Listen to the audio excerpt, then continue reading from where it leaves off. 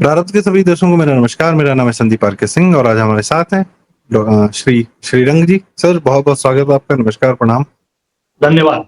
आपको और आपके सभी दर्शकों को नमस्कार। जी दर्शकों, पिछली बार हमने श्रीरंग सर से बात की थी राजा भोज जी के बारे में, भोजशाला मंदिर के संदर्भ में। फिर जो वहाँ पर केस था, जो वहाँ का इतिहास था, जो वहाँ की एजुकेशनल हिस्ट्री थी, वो हमें श्रीरंग जी के माध्यम से पता चली। तो अब हम इतिहास की उन घटनाओं के बारे में हम जरूर बात करेंगे, लगातार करेंगे, जो हमें नहीं बताई गई, जो हमसे छिपाई गई। और उनको छिपाने का कारण ये था क्योंकि उससे हमें एक गर्व का बोध होता।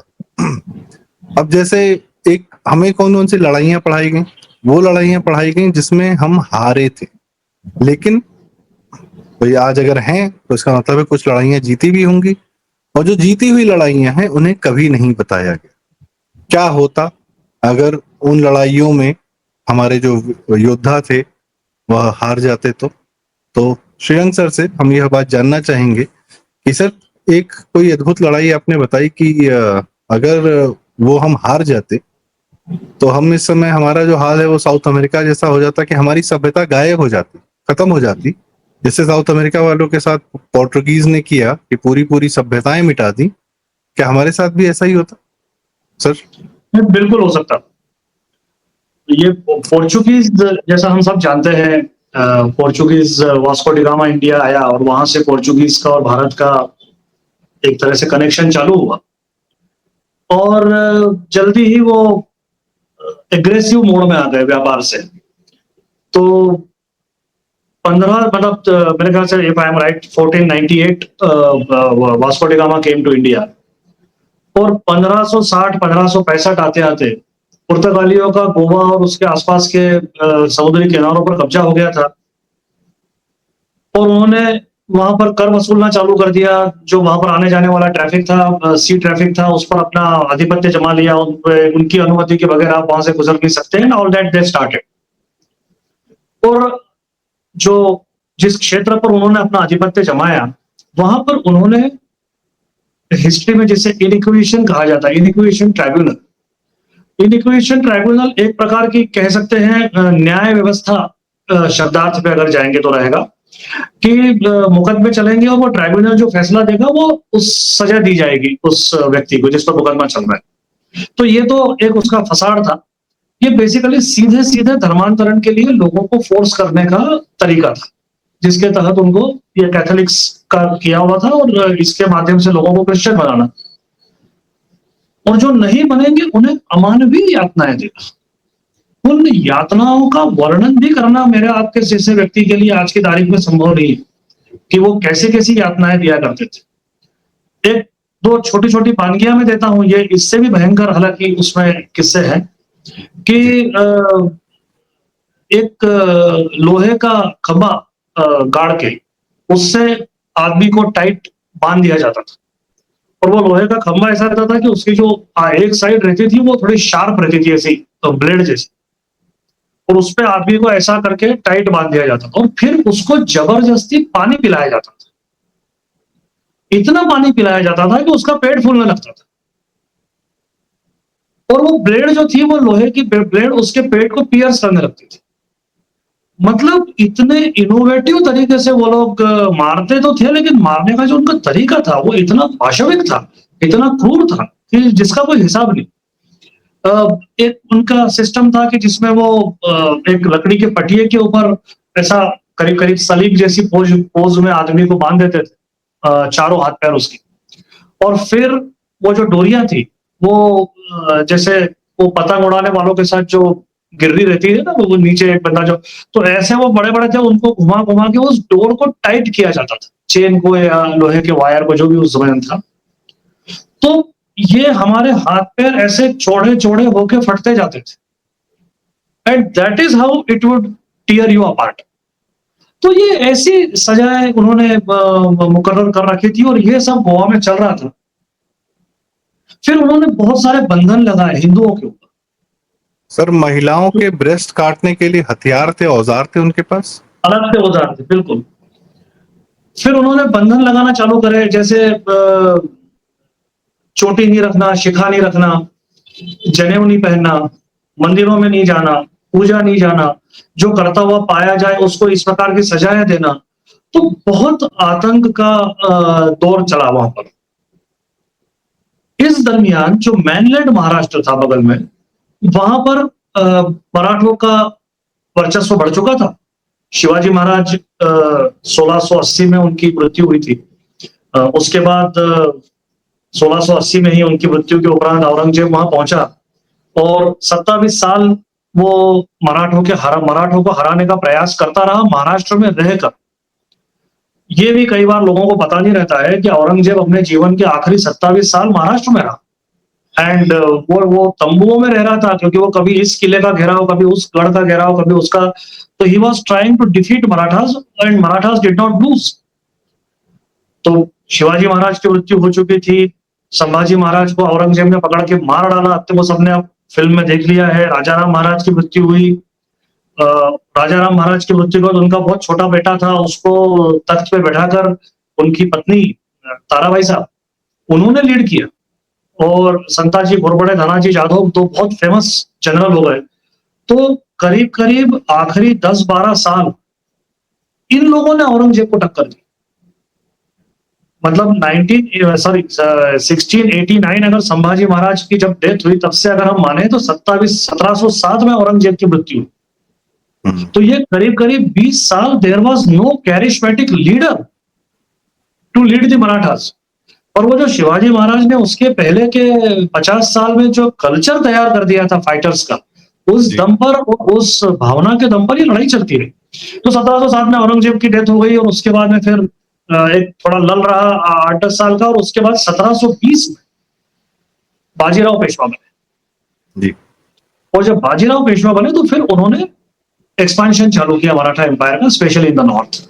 तो ये जब इधर अत्याचार सारे चल रहे थे, जिसको करीब करीब 100-125 साल हो गए थे, मतलब 1560-65 से इनका वर्चस्व वहां बढ़ना चालू हुआ पुर्तगालियों का। हम बात कर रहे हैं 1720, 1725, 1730 की। तो तब तक तो वो काफी आगे तक बढ़ चुके थे, गोवा से आगे, फिर बॉम्बे से ऊपर। तो वसई नाम की एक जगह है बॉम्बे के पास, बॉम्बे से कुछ 60-70 किलोमीटर दूर है, सी कोस्ट है, और वहां पर इन्होंने बहुत बड़ा किला बनाया। तो वो मतलब करीब, इफ आई एम करेक्ट, लगभग 110 एकड़ में उसका एक्सपांस था। और 110 एकड़ में एक्सपांस करीब करीब 16-17, जिसको बुर्ज बोलते हैं ना, तो ऐसे बड़े बड़े बुर्ज बने हुए थे। करीब 4.5 किलोमीटर की उसकी लंबी प्राचीर थी। बड़ा मजबूत, बड़ा जबरदस्त किला था एक तरह से। और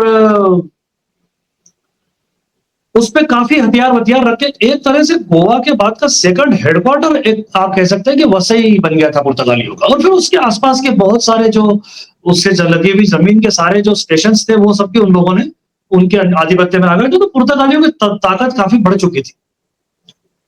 बाजीराव तब तक नॉर्थ में व्यस्त थे, पर उनके पास ये हिंदुओं के वहां की शिकायतें लगातार बढ़ती जा रही थी, इनके अत्याचारों की, इनके दमन की। तो फाइनली उन्होंने अपने छोटे भाई चिमाजी अप्पा के नाम से जो जाने जाते हैं, उनको कहा कि अब मैं इधर नॉर्थ में हूं, तो आप थोड़ा इस मसले को देखिए वेस्ट के। तो चिमाजी अप्पा ने फिर फौज थोड़ी इकट्ठा करी, सब कुछ किया, और शंकर जी केशव फड़के नाम के एक व्यक्ति को उसका हेड बना के, और उन्होंने वो मोर्चा फाइनली चालू किया वसई जीतने का। और वसई जीतने का मोर्चा चालू किया, दैट वाज मार्च 1737। 1737 मार्च में पहली बैटल वसई के लिए। और उस क्षेत्र में आप मान लीजिए कि वसई क्षेत्र, हम उसको बातचीत में ये कर लें, तो वो करीब करीब इधर ठाणे तक उसका उनके ही सारे आधिपत्य में था प्रदेश पूरा। तो इन्होंने कलवे, जो एक आजकल स्टेशन भी है मुंबई का सबर, वहां वो पहली जीत वहां से चालू करी। और फिर वहां से एक एक किला 10 किलोमीटर दूर, 15 किलोमीटर दूर, 25 किलोमीटर दूर, 50 किलोमीटर दूर, वो इन्होंने जीतना चालू किया। तो 3 महीने में इन्होंने करीब करीब 25-30 किले मराठा सेनाओं ने जीत लिए। और एक एक किला जीतना मतलब एक एक लड़ाई थी अपने आप में। वो सब किले वो पुर्तगाली। सर ऐसा भी तो था कि पोर्टुगीज को उनका पूरा ईस्ट इंडिया कंपनी से पीछे से सपोर्ट आता था, नेवी से। इट वाज नॉट दैट कि दे वर fighting alone. They had full east backup. India company से सपोर्ट उनको डेफिनेटली आया, कोई दो राय नहीं है। पर ईस्ट इंडिया कंपनी बहुत क्या कहना चाहिए, चतुर कह लीजिए, चालाक कह लीजिए। उसमें एक वायसराय था पुर्तगालियों का, उसका एक स्टेटमेंट है इस संबंध में कि आप ना हमारे हो ना उनके हो, आप खाली अपने इंटरेस्ट के हो।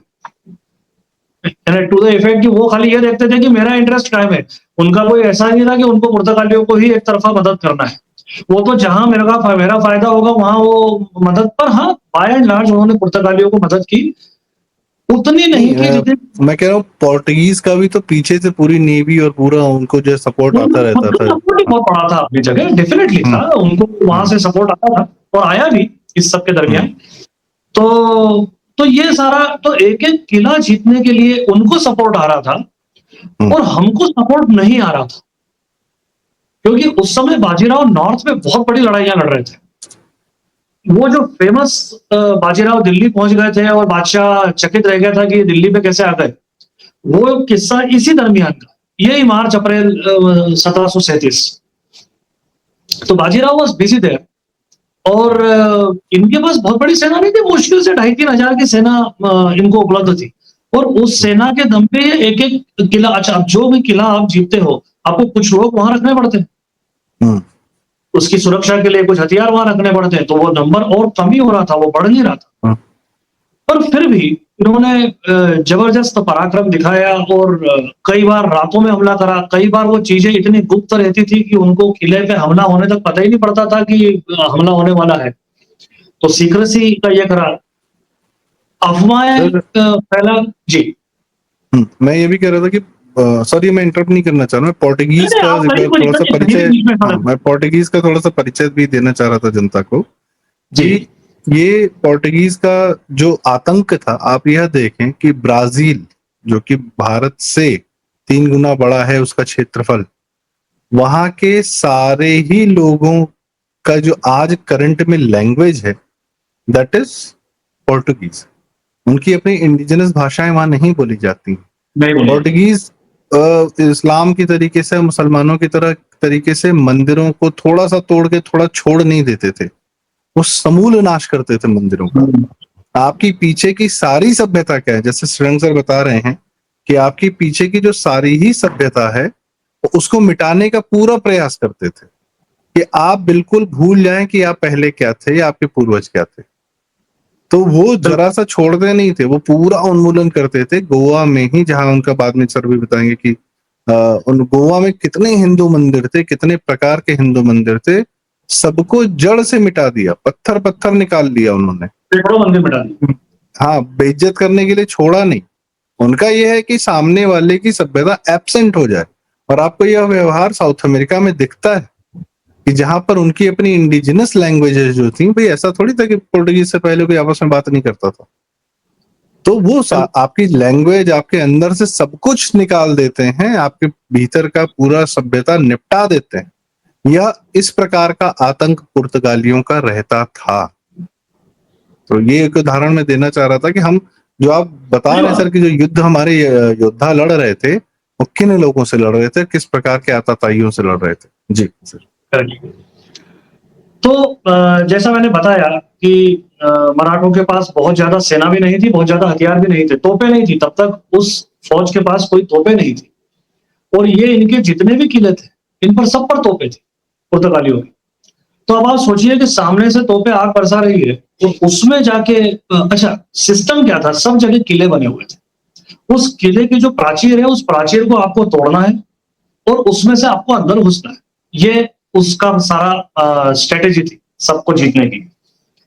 तो वो तोपों के बीच में से जाके वो दीवार को जैसे तैसे तोड़ना और उसके बाद में उसके अंदर घुसना, और वो बड़ा मतलब बहुत विकट काम था, जान पे खेल कर। और ये काम उन्होंने लगातार 3 महीने तक किया। मैं एक छोटी सी लिस्ट रीड आउट करना चाहता हूं कि जो किले इस दरमियान इन्होंने जीते इस पहले 3 महीने में, मार्च 1737 से लगभग मई 1737 के बीच में। तो ये लिस्ट है: Parsik, Mandvi, Takmak, Saiwan, Santa Cruz, Tandulwadi, Kaldurg, Manor, Dharavi, Bandra, Ghodbunder, Thane, Sashti, Arnala, Nalasopara, Versova, Manikpura, Bahadurpura, Papdi, Agashi. I mean this is even longer list. Belapur, Uran, इसमें सब एक एक जुड़ते चले गए. और ये आसपास के आज के तारीख में सब हम बॉम्बे के सबर्ब के रूप में इन जगहों को जानते हैं. तो ये लड़ाई मुख्यतः इतिहास में बैटल ऑफ वसई के नाम से जानी जाती है. पर ये एक्चुअली एक लड़ाई नहीं है, ये लड़ाइयों की एक श्रृंखला है. एंड दैट टेल्स कि how difficult that task was. तो एक्चुअली बाजीराव के पास में यहाँ का जो मराठी समाज था, गोवा और ये जो कोकण पट्टी का और ये जो समुद्र के किनारे की पट्टी का, ये बहुत वर्षों से शिकायत ले लेके बार बार जा रहा था. और जैसे कई बार अपने साथ भी वर्तमान में होता है कि हम एज ए पब्लिक हताश हो जाते हैं कि रूलर हमारे हिसाब से क्यों नहीं चल रहा है. तो वैसी स्थिति वो थी. वहां के भी जो उस समय के लोग थे वो हताश हो गए कि आप कैसे हिंदू राजा हो, आप हमारी मदद नहीं कर रहे हो, ये वो 50 बातें होती थी. पर बाजीराव को मालूम था कि once we get into this, ये बहुत लंबा मैटर है. अच्छा, इतनी लंबी लड़ाई लड़ना और इतनी जगहों पर लड़ाई लड़ना, इसके लिए रिसोर्सेज लगते हैं, इसके लिए लोग लगते हैं, इसके लिए पैसा लगता है, इसके लिए हथियार लगते हैं, इसके लिए सप्लाई चेन लगती है, हथियारों का प्रोडक्शन लगता है, बहुत बातें लगती है. तो वो उनको ये पता था कि ये कोई एक लड़ाई दो लड़ाई का मैटर नहीं है, ये लंबा चलने वाला मामला है. और इसलिए he waited for his time. और जब उनको ऐसा लगा कि हाँ अब हम इसको, फिर भी actually he open 2 fronts at the same time. तो he was himself in north और चिमाजी अप्पा इधर वेस्ट पे इसको लीड कर रहे थे. तो ये होते हैं. फिर हम मई 1737 में आते हैं और फिर ये जो फ्रंट में थे शंकर जी केशव फड़के, इन्होंने वसई के किले पे पहला हमला किया मई में. अब आप देखिए वसई का किला, जैसा मैंने बताया, 45 फुट ऊंची दीवार है उसकी. और वसई की जो सेटिंग है किले की, उसके वेस्ट में जो है वो अरब सागर है, उसके नॉर्थ में जो है वो वैतरणा नदी की खाड़ी है जहां वो आके मिलती है समुद्र से. उसके साउथ में जो है वो भी खाड़ी है, मेरे ख्याल से वसई की खाड़ी है. और जो उसका नॉर्थ वाला पूर्व वाला पोर्शन था, ईस्ट वाला, वो ऐसा मार्शी दलदली जगह थी जहां तो इसलिए अटैक करने की एक ही साइड थी. चूंकि वसई की खाड़ी बहुत बड़ी थी, क्रॉस करना मुश्किल नहीं था. तो जो नॉर्थ वाली साइड थी, सिर्फ एक साइड से ही उसको उस पर हमला हो सकता था. और इसलिए उस तरफ जो बुर्ज था, अच्छा इन बुर्जों के नाम थे, ये 16 बुर्ज थे, इनके सेंट पॉल, सेंट जॉन, इस तरह के उनके नाम दिए हुए थे. तो ये था सेबेस्टियन, इस बुर्ज का नाम. तो ये सेबेस्टियन बुर्ज सबसे बड़ा बुर्ज था. मतलब आप समझिए करीब करीब 4000 स्क्वायर मीटर उसका एरिया था उस बुर्ज का. और वहां बड़ी बड़ी तोपें रखी थी, वहां पर बहुत सारे हथियार रखे हुए थे. वहां करीब 2-2,500 जवान परमानेंटली रहते थे, 5,000 जवान रह सकते थे. उनके घरदार वही बने हुए थे, 24/7 का उनका सारी चौकीदारी थी. तो वो सब चलता रहा. अब इस स्थिति में जो एक तरीका होता है कि आप हमला करो, तब तक कुछ 1-2 तोपें वगैरह जो आई है उससे वो दीवार को तोड़ो, उस दीवार में से घुसो. और अच्छा, तोपें क्या इनको मिल गई थी, ये जो किले इन्होंने जीते बीच में, वहां से इनको तोपें मिल गई बहुत सारी. तो वो अब इनके पास एटलीस्ट कुछ तोपें आ गई थी. लेकिन चक्कर ये था कि वो किले की दीवार 45 फुट ऊपर थी और वो वहां से गोलाबारी होती थी. तो इन्होंने 3 अटेम्प्ट किए शंकर जी केशव ने, और वो तीनों अटेम्प्ट फेल हो गए. तीनों अटेम्प्ट के अंदर जनहानि भी हुई, हमारे लोगों की मृत्यु भी हुई, लेकिन वो किले की प्राचीर तोड़ नहीं पाए. जो छोटा मोटा डैमेज होता था वो लोग उसको तुरंत फिर से बना लेते थे. और वो इनको ये समझ में आ गया कि ये स्ट्रेटेजी तो काम नहीं कर रही है. फिर इन्होंने एक स्ट्रेटेजी बनाई कि इसके जो सप्लाई चेन है, क्योंकि इन्होंने काफी कुछ तो जमीन के ऊपर कब्जा कर लिया था, पर जो सी रूट था वो खाली था. और वहां से उनको रसद भी आ रही थी, हथियार भी आ रहे थे, लोग भी आ रहे थे, सारी आ रही थी. तो उसको भी चोक करना पड़ेगा.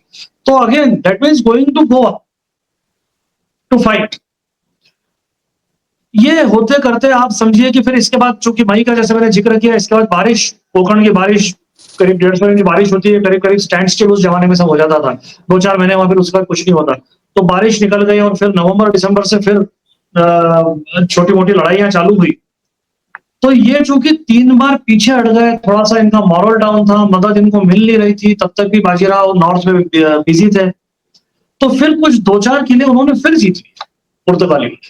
दे were also good fighters, we have to accept that कि वो भी इतनी दूर आके लड़ रहे थे तो फाइटर्स तो थे। तो माहिम हो गया, 2-4 उन्होंने किले फिर जीत लिए, धारावी हो गया। 38 आ गया, 1738। 1738 के जून में जाके बाजीराव लौटे। अब बाजीराव का पूना लौटना, एक तो as his own involvement in planning strategy इसमें वो आने लगी, और इसके साथ उनके जो सबसे जाबाज योद्धा थे वो भी आ गए। तो मल्हारराव होलकर, राणोजी शिंदे, मराठी में हम इनको शिंदे बोलते हैं, जिनको आज पूरी दुनिया सिंधिया के नाम से जानती है। तो इनके जो आदि पुरुष थे जिन्होंने ये सिंधिया डायनेस्टी चालू हुई जहां से, वो राणोजी शिंदे थे। तो और इधर इंदौर के होलकरों के जो आदि पुरुष थे वो मल्हारराव होलकर थे। तो मल्हारराव होलकर, राणोजी शिंदे, तुकोजी पवार, इन सब की सेनाएं भी उनके साथ आ गई। तो अब इनका नंबर बढ़ गया। शिवाजी अप्पा भी पुनः पहुंचे, पूरा एक बार स्ट्रेटेजी को इन्होंने ठीक से प्लान किया, नए लोगों को डिप्लॉय किया, शंकर जी केशव को मदद भेजी, और ये डिसाइड हुआ कि पहले गोवा लेते हैं। तो फिर एक बहुत बड़ी बैटल, क्योंकि फिर वही बात है, गोवा ऐसा तो था नहीं कि अकेला गोवा है जाके आपने उसको जीत लिया, उसके आसपास के बहुत सारे किले लेना पड़े, रास्ते की चीजें क्लियर करना पड़ी, और वो जाके गोवा तक पहुंचे। गोवा में इनका वाइसराय बैठता था पुर्तगाली लोग। फाइनली इन्होंने उसका घेराव कर लिया, उसके किले को घेर लिया, और ये स्थिति आ गई कि उसको पूरा चोक कर दिया, और फाइनली ही सरेंडर्ड इन अ वे। और सरेंडर करके फिर इन्होंने बाकी किले अपने पास रख लिए, और वो जो समुद्री मार्ग का जो एक उनको बेनिफिट था, उसमें काफी हद तक इन्होंने उसको कर्टेल कर दिया, उस बेनिफिट। तो ये सब करके अब ये इस पोजीशन में आए, तब तक फिर 1738 की बारिश आ गई। मैंने करीब करीब 1.25 साल हो गया मुहिम चालू करके। कई लोग ऐसे थे जो 1.25 साल से घर नहीं गए थे, वो वहीं पे, और रोज ये इस सब दरमियान वो लोग रिटेलिएट करते थे, लड़ाइयां होती रहती थी, छोटे मोटे कुछ ना कुछ, किसी किले को वो जीतने का प्रयत्न कर रहे हैं, किसी को ये प्रयत्न कर रहे हैं, वो सब कंटिन्यूअस चल रहा था।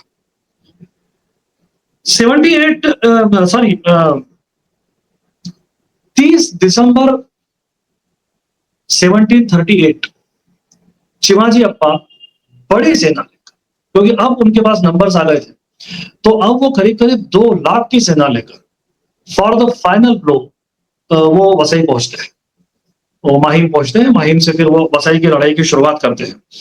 और माहिम भी उस समय, चूंकि बीच में पुर्तगालियों ने फिर जीत लिया था, तो वो माहिम पहुंचते हैं, फिर से माहिम जीतते हैं। Mahim was very critical geographically, वहां पर उसका बड़ा एक वो था। तो वो फिर, और इधर दमन से लेके दीव तक, और ये सारा प्रदेश शिवाजी अप्पा के इसमें आ गया। उन्होंने इनको पूरी तरह से वसई पे लाके एक तरह से कैद कर दिया कि अब वसई के किले के अलावा इनके पास कुछ नहीं था।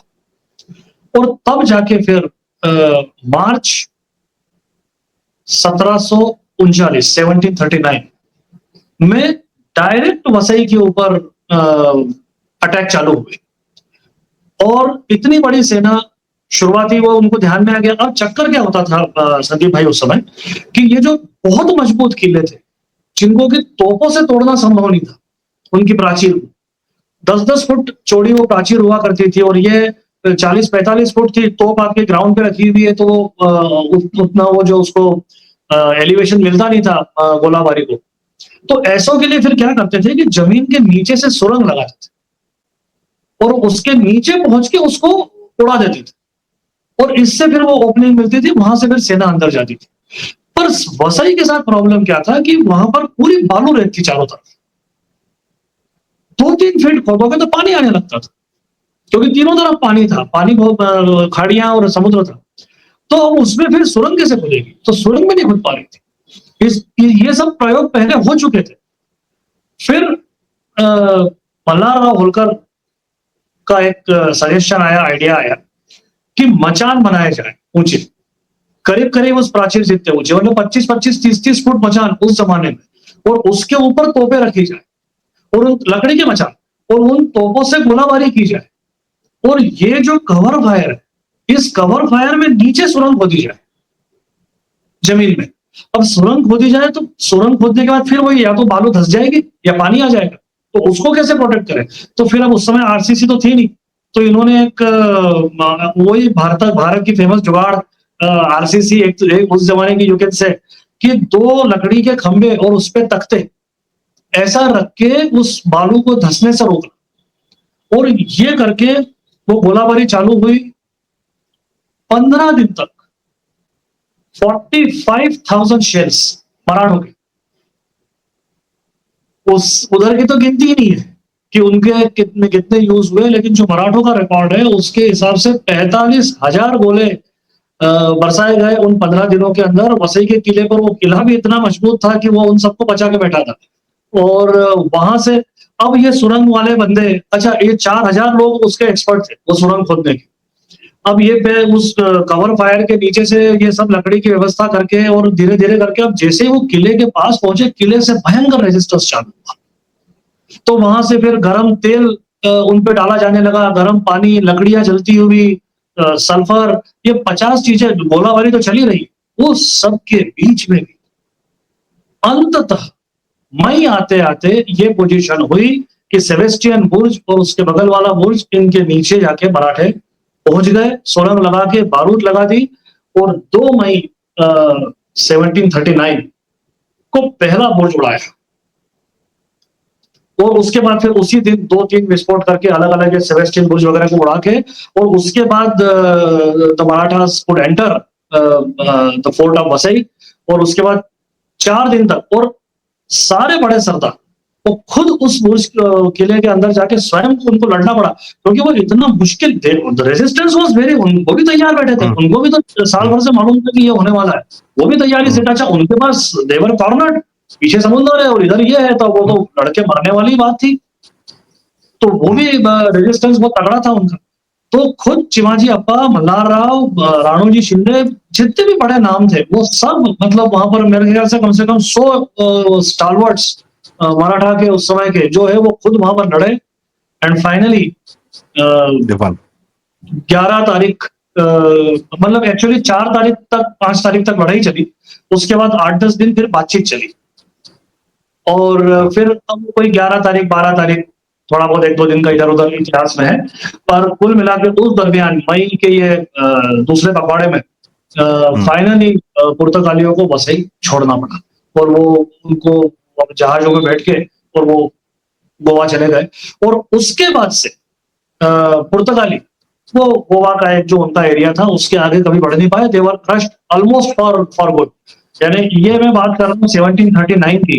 उसके बाद जो भी 1950 के दशक में जब गोवा का फाइनली हमने विलय किया भारत में, तो ये बीच के जो 200-225 साल थे, इस दरमियान they were almost not an entity to count. इस जगह में एक और चीज इंटरेस्टिंग, थोड़ा सा इससे हटके बात होती है, पर जिसको हम कहना चाहिए कि इम्पैक्ट क्या था इस सारे किस्से का। तो अब आप देखिए उस समय भारत की स्थिति क्या हो गई थी।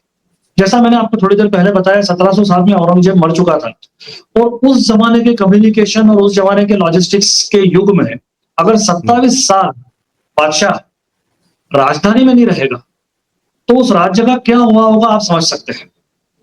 तो वहां स्थिति आगरा में बड़ी खराब हो गई थी, तो उनका डीके चालू हो चुका था, तब तक वो दिल्ली भी शिफ्ट हो गए थे। तो उनका वो तो Mughal had not remained a power, और बाजीराव ने उनको फाइनली खत्म कर दिया था। उनके प्रोटेक्टर मराठा हो गए थे। आप कभी संदीप भाई सोचिएगा, पानीपत की लड़ाइयां हमको सिखाई, पानीपत का पहला युद्ध, बाबर इब्राहिम लोधी, दूसरा युद्ध बैरम खां हेमू, तीसरा युद्ध मराठे और अहमद शाह अब्दाली।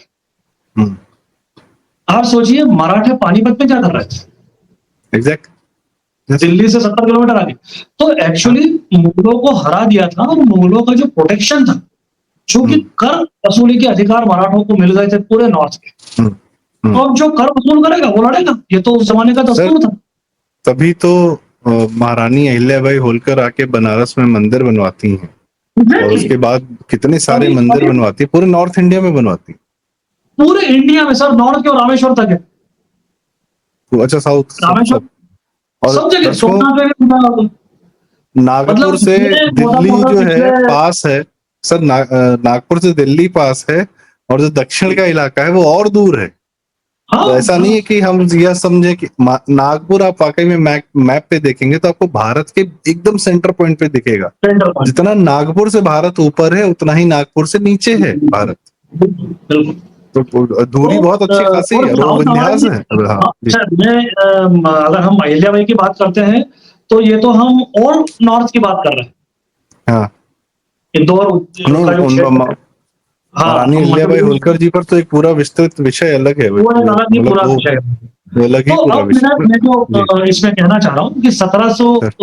1739 में जब ये विजय हमने प्राप्त की और ये पुर्तगालियों से छुटकारा पाया, तो उस हम्म, समय स्थिति ये थी कि देश की सबसे बड़ी पावर मराठा थे, इन शॉर्ट। हम्म, क्योंकि आप देखिए, पुर्तगालियों को हरा दिया, मुगलों को हरा दिया, और अंग्रेज अभी एज अ पावर पैदा ही नहीं हुए थे। प्लासी की लड़ाई 1757 की है, हम बात कर रहे हैं 1739 की। तो अभी लगभग 20 साल है अंग्रेजों को एज अ पावर इमर्ज होने में। तो हम्म, ये मतलब ईमानदारी से यहां से फिर अंग्रेजों को ये मौका मिलना, कई बार अपने नैरेटिव जो गढ़े जाते हैं उसमें ये भी बात होती है कि हम हमारी आपसी फूट की वजह से अंग्रेजों ने फायदा उठाया। मैं नहीं कहता कि ऐसा नहीं हुआ, हुआ, वो भी सब चीजें रही अपनी जगह। पर मैं आपको एक ऐसा एलिमेंट बताता हूं इस समय का जिसपे डिस्कशन बहुत कम होता है मेरी नजर में। जी सबसे बड़ी पावर मराठा हो गए, राइट? हम्म, एज अब अगर मराठा ही डोमिनेट करते रहते तो ऑब्वियसली अंग्रेजों को नहीं आना था, नहीं आना चाहिए था। हम्म, हम्म, पर यहां जाके मेरे को ऐसा लगता है कि मराठों के साथ कुदरत ने, ईश्वर ने, पता नहीं क्यों एक बड़ा अन्याय सा किया। तो मैं आपको करीब करीब 1680 में शिवाजी महाराज की मृत्यु हुई, तब से लेके अगले 1770 मतलब 90 साल। इस हम्म। 90 साल में संदीप भाई कितने मराठा टॉप लीडर्स की डेथ किस एज में हुई, वो बताता हूं। तो शिवाजी महाराज स्वयं 50 वर्ष की उम्र, संभाजी महाराज 31 वर्ष, उनके भाई राजाराम 30 वर्ष, बाजीराव स्वयं 40 वर्ष, उनके छोटे भाई चिमाजी अप्पा हुए was a star of this battle of Vasai, 33 years. Bajirao के सबसे बड़े बेटे जो उनके बाद पेशवा बने नाना साहब 40 वर्ष, नाना साहब का खुद का लड़का विश्वासराव 19 वर्ष, चिमाजी अप्पा का लड़का सदाशिवराव भाऊ 30 वर्ष, बाजीराव सॉरी नाना साहब का दूसरा बेटा माधवराव जो पेशवा बना 28 वर्ष। And Madhavrao died in 1772। तो ये 90 साल में आपके करीब करीब 10 टॉप लीडर्स, अगर इनकी एवरेज उम्र निकालेंगे तो मेरे ख्याल से 30 वर्ष निकलेगी, बहुत मुश्किल। और इसमें से सिर्फ 2 युद्ध में मारे गए, विश्वासराव और सदाशिवराव भाऊ जो पानीपत के युद्ध में मारे गए। तो अगर अगर ये सब युद्ध में मारे जाते, दुश्मन इनको मारता, तो मैं क्रेडिट दुश्मन को देता कि भाई ये तो उनकी वीरता है एक तरह से कि उन्होंने इनको मार दिया। लेकिन ये सब लोग, एक संभाजी महाराज जिनको औरंगजेब ने कत्ल किया हमारे धोखे धकाड़े की वजह से, और बाकी सब बीमारियों से। सर ऐसी माधवराव पेशवा विकट और विषम माधवराव पेशवा परिस्थिति। की माधवराव पेशवा की टीबी से डेथ हुई, बाजीराव की सनस्ट्रोक से डेथ हुई, चिमाजी अप्पा को ज्वर आ गया, और वो जो भी उस समय डायग्नोसिस तो सीमित ही थे। तो ये सब बीमारियों से। तो आप सोचिए कि अगर एक एम्पायर अपने जेनिथ पे आता है, और जेनिथ पे आने के बाद उसके अगर 10 स्टालवर्ट्स 30 साल की एवरेज एज में अगर उनकी मृत्यु हो जाए, तो एक ऐसा क्या ही करेगा। वैक्यूम क्रिएट हो गया कि या आपने बड़ी बड़ी पावर्स को तो आपने हरा दिया, और आपको एक तरह से डेस्टिनी ने हरा दिया।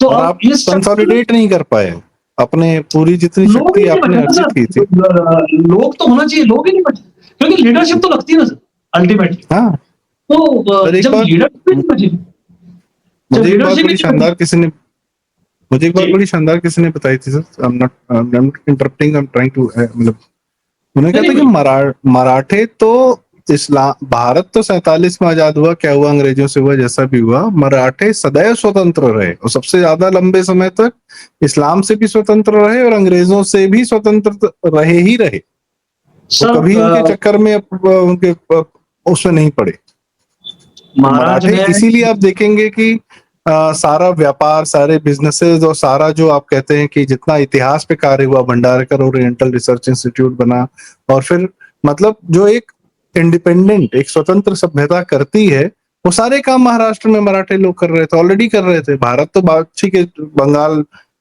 इस्लामिकों का गुलाम था, फिर अंग्रेजों का हुआ, फिर कुछ हुआ, क्या हुआ, और मराठे स्वयं में सदैव से स्वतंत्र थे, इसीलिए हमको थोड़ा सा व्यवहार उनका अलग दिखता भी। जी सर। एक्चुअली और उनको इसीलिए जानबूझ के उनकी हिस्ट्री पढ़ाई नहीं गई टेक्स्ट बुक्स में। मतलब आप समझिए, शिवाजी महाराज पे तो एक छोटा सा पैराग्राफ रहता था किताब में, और उनको सिर्फ एक क्रेडिट दिया गया है गरिल्ला वॉरफेयर। इसके अलावा उनको कोई क्रेडिट विशेष दी नहीं गई। और बाजीराव पेशवा को तो करीब करीब गायब भी कर दिया था। अरे सर, जब तक उस संजय लीला भंसाली ने अनाउंस नहीं किया कि हम पिक्चर बनाएंगे, तब तक तो हवा नहीं थी, नाम भी नहीं था। अरे हिंदुस्तान को नाम नहीं मालूम था। और उसने तो, मैंने, आई am not at all a fan of that movie. बहुत मुझे तो ऐसा लगता है not I, even nobody is fan of that movie, not that director, and वो अलग ही बदतमीजी की है इतिहास के साथ। हाँ, मैं आपको एक छोटा सा वानगी देता हूँ, शिवाजी महाराज क्या थे। तो 1630 का उनका जन्म है। मुश्किल से 15-16 वर्ष की उम्र में उन्होंने स्वराज्य का झंडा फहरा दिया था, और छोटी मोटी लड़ाइयां लड़ते लड़ते वो एक शक्ति बनने लगे। तो 1665 में औरंगजेब ने मिर्जा राजा जयसिंह को उनका बंदोबस्त करने महाराष्ट्र भेजा। जयसिंह बड़े सेनानायक थे, और सेना बड़ी थी, सबसे बड़ी बात है, नंबर बहुत बड़ा था। शिवाजी महाराज से बहुत बड़ी सेना उनके पास थी, तो उन्होंने एक तरह से शिवाजी महाराज को हरा दिया। और शिवाजी महाराज को पुरंदर संधि के नाम से इतिहास में मशहूर है, वो संधि करना पड़ी। तो कुछ तब महाराज के पास 35 किले थे उस समय, उसमें से 23 किले जयसिंह ने ले लिए, और महाराज के पास 12 किले बचे। 1665 1680 में महाराज की डेथ हुई बीमारी से। मात्र 15 साल, 65-80, 15 साल, 12 किले थे तो 65 में। जिस दिन उनकी मृत्यु हुई 365 किले थे मराठों के पास। आप सोच के तो देखिए कि 300-325 किले जीतना in a span of 15 years in those time, मतलब कंटिन्यूअस लड़ी है हर साल। और वो टेरेन बहुत डिफिकल्ट है, वहां गर्मी पड़ती है तो भीषण गर्मी पड़ती है, बारिश होती है तो भीषण पानी बहता है। 4 महीने की बारिश में घर बैठना पड़ता था उस जमाने में, कुछ नहीं कर सकते। 150 इंच बारिश होती है कोकण में, सर मैं एक बार 3-4 साल पहले मुंबई से मैं नासिक बस मानसून में हम लोग निकले, मित्र लोग वहां रहते थे उनके साथ। वो जो हवा चल रही थी और जो पानी की फुहारें पड़ रही थी, इतनी तेज महसूस होती है। मैंने कहा ये क्या है भाई, अद्भुत है। और पानी जो है जब पहाड़ों से गिरता है तो आपको ऐसे छोटे मोटे वाटरफॉल नहीं दिखते हैं, फिर वो आपको बहा ले जाएंगे, कहाँ ले जाएंगे पता नहीं। जी बिल्कुल। और ये मैं अभी की बात बता, उन परिस्थितियों के अंदर ये पराक्रम था सर उनका, क्या पढ़ाया गया उनके बारे में। और ये जो उन्होंने कैपिटल खड़ी की थी, ये कैपिटल को फिर आगे अगले करीब करीब 40 साल बाजीराव पेशवा बनने तक, तो 40 साल तो उस दम पे ही चले 100%। तो ये तो ऐसा है। तो ये है सर, एक इन शॉर्ट कहूं मैं तो, वैसे तो काफी टाइम हो गया बात करते करते, लेकिन ये पैटर्न ऑफ हॉटेल मुझे लगता है कि बहुत इंपॉर्टेंट चैप्टर है हमारे इतिहास का, रिसेंट इतिहास का। और इस लड़ाई से एक तो पुर्तगालियों का अंत हुआ, दूसरा मराठों का डोमिनेशन कंप्लीट हुआ, तीसरा एक समाज को भी सर क्या होता है कि इन लड़ाइयों का महत्व, आज एक क्रिकेट मैच हम जीत लेते हैं, टूर्नामेंट, एक वर्ल्ड कप जीत लेते हैं, आपके समाज के अंदर एक अलग बॉयंसी का लेवल रहता है कुछ समय तक। सर बंगाल से पूछिए ना, बंगाल से पूछिए ना कि जीतने का मतलब क्या होता है, जीतने का मतलब में आने का मतलब क्या होता है, बंगाल से पूछिए। तो ये जब 200 साल से कोई शक्ति आपके ऊपर वर्चस्व बना के बैठी हुई थी, उस शक्ति से छुटकारा पाना, तो जो पब्लिक के अंदर भी जो बॉयंसी का मूड आया था, अगर जैसा मैंने कहा, अगर अपने को, और इसीलिए इस 1739 के बाद और 1761 में पानीपत का तीसरा युद्ध हुआ, इसके बीच में मराठे अटक तक गए ना अफगानिस्तान बॉर्डर तक। हाँ? तो ये स्थिति बन गई थी कि बाजीराव जी तो एक युद्ध भी नहीं हारे कभी जीवन में। तो ये कॉन्फिडेंस, ये उनके अंदर ये सारा सामर्थ्य आ गया था उस समय। तो अगर यही कंटिन्यू करता तो हमारा इतिहास ही कुछ और रहता। जी इनमें से किसी को भी अगर एक 20-25 साल का जीवन और मिल जाता तो शायद इतिहास हमारे देश का कुछ होता। And they were very good at businesses as well. वो व्यापार करना जानते थे और व्यापार से समृद्ध होना भी जानते थे, और वो इनोवेट करना जानते थे, रिसर्च एंड डेवलपमेंट में पैसा डालना जानते थे, वो सब कुछ जानते थे। They are very head of the times. नहीं, उसका एक बहुत छोटे इसमें इस पीरियड में ये जो बैटल मैंने बताई वसई की, ये बैटल ये सिर्फ सेना की हथियारों की बैटल नहीं थी। देखिए, मैंने आपको बताया मार्च 37 से मई 39, 2.25 साल करीब करीब बैटल जो चलती है, और इसमें इतनी बैटल लड़ी जाती है। इसमें सर फाइनेंशियल मैनेजमेंट चाहिए, इसके अंदर आपको लॉजिस्टिक्स, इसमें आपको रिक्रूटमेंट। अच्छा, इसमें सब हुआ इस बीच में। अब वो एक-एक किस्सा सुनाने जाए तो इसमें लोग एक बार इतने हताश हो गए कि कई लोग छोड़ के जाने लगे। तनख्वाह बांटने के पैसे नहीं बचे, क्योंकि अच्छा, इसके बीच में एक और घटना घटी। जब जब ये फाइनल सीज शिवाजी अप्पा ने जब कर लिया था इसका, वसई का बिल्कुल फाइनल ब्लो, उस समय दिल्ली में नादिर शाह आ गए। तो बीच में बाजीराव ने इनको पत्र भेजा कि भैया छोड़ो वसई, इधर आओ, क्योंकि तब तो ऐसा लग रहा था कि अगर उसने दिल्ली में जो तांडव मचाया था, उसके बाद अगर हैड ही कम साउथ तो वो तो बहुत बड़ी फोर्स थी उससे निपटने। तो बाजीराव स्वयं महाराष्ट्र से निकल के ताप्ती तक आ गए थे। तो वो एक और बड़ा संकट बीच में आ गया था। तो एक संभावना पर शिवाजी अब पहाड़े रहे, और पुर्तगालियों को भी ये मालूम था कि नादिर शाह आ गया। उनको भी ऐसा लग रहा था कि हमको थोड़ा टाइम पास और करना है, तो इनको जाना पड़ेगा नॉर्थ। पर they probably did not know Shivaji Appa and his grit and his. तो ये बैटल, ये परसिवरेंस की बैटल है, ये पेशेंस की बैटल है, ये ग्रिट की बैटल है, इसमें डिप्लोमेसी थी, इसमें इनोवेशन की बैटल। आपने बताया कि तोपें जो है 30 फुट ऊपर के लकड़ी के मचान लगाकर उस पर तोपें रखी गई, और तोपों का वजन भी आज की रेट में 100 मतलब अजीबोगरीब हजारों किलो होता होगा। 48 गन्स वर केप्ट। तो एक तो तोप नहीं थी वो। और सर वो 45,000 जो गोले मारे, तो गोले भी ऊपर ले जाने हैं, उनको लगाना है, full mechanism, lift and what not.